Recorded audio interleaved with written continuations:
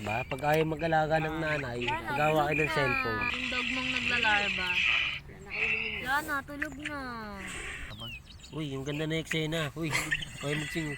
Uy, maganda na eksena. Pwede na nga niya kaya, inaantok na Uy, siya. maganda na eksena. Uy. Panibagong araw, panibagong istorya na naman, no? Kasama nga pala tong aso namin, no? Wait lang. Ayan, oh. Yan ang aso namin, hindi yung isa, ha? Pero pwede naman. Kasama nga din pala tong kaibigan ni Kopi, si Snow. Ang asong mahilig sa ipis. Meron pa si Sky.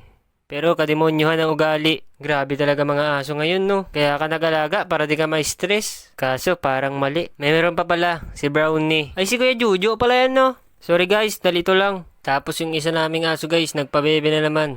Nagpabuhat na naman siya kay mama. Kwento ko nga lang pala sa inyo guys, ha. Sabi ni mama dati, ayoko na talaga mag-aso, ha. Nai-stress lang ako lalo dyan, eh. Ang baho na bahay natin. Puti ba kung naglilinis kayo? Paano na lang pag wala ako? Siguro wala talagang kilo sa inyo. Kami noon, magsisipag kami noon. Para tapos siguro ba, puro ka sa kayo cellphone. De, joke lang guys. At yun nga guys, pagtas ng mahabang sermon, nandito na kami kay Papa. Kaya naglagalig na mga demonyo. Kopi! Kopi!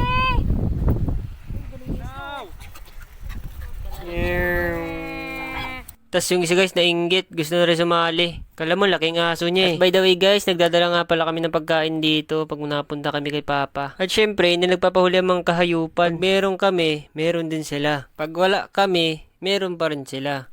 Lalo na tong si Brownie, matakaw yan. Ay, mali na naman ako! Sumasabay ka kasi lagi sa mga aso pag nagpapakita, eh. O, tiyan mo? Kahit sino, malilito sa inyo, eh. Tas si Mama guys, nagsisaka na naman dito. Tas yung iba, sarap buhay. Grabe na talaga mga tao ngayon. Tapos yung 5'6" ni Mama, nasundad pa kami dito. Grabe na talaga mga Bombay. Sobra-sobra naman yan minsan. De, joke lang guys, si Kuya Isyan, pinsang ko.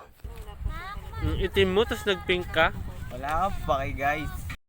Tas yung aso namin guys, ay si Josh guys. Hihiram daw siya ng shades kasi sobrang init. Ang daming alam. Kala mo pupugi siya pag nakasalamin siya. Pero by the way, congrats nga pala sa'yo kasi with honor ka. Ay! Tapos best in photogenic pa. Ay grabe ba? Wala nang siya. Pero may medalya. Agagay. Uy, wag kang ganun, Pen. Pangalan pala niyan guys, si Joshua Ganto. Ipabarang nyo na lang kung trip nyo. Loves ko, takot na gumasugatan. Sabi niya, picturean ko daw siya. Ano ko, sira? Sira ulo ka pala, eh. Alam mong vlogger ako, eh. Pero okay lang, uto-uto ka naman, eh. Jump shot, jump shot. Ito nga pala ang aking kaibigang uto-uto. Na kahit anong sabihin mo, maniniwala siya. Napagod na nga mga animal kakatakbo. Tapos yung isa dito may nginangata pa, oh. Ba, pag ayaw mag-alaga ng nanay, magawa kayo ng cellphone. Yung dog mong naglalarba. Yan na, tulog na. Uy, yung ganda na eksena. Uy, okay magsing. Uy, maganda na eksena. Pwede na nga niya kaya, inaantok na Uy, siya. maganda na eksena. Uy. Grabe na talaga ngayon. Pati aso naglalarba na, no? Baka sa sunod, puro cellphone na lang ang gawin nito sa bahay. Pinagasahan eh. Oh, galing oh.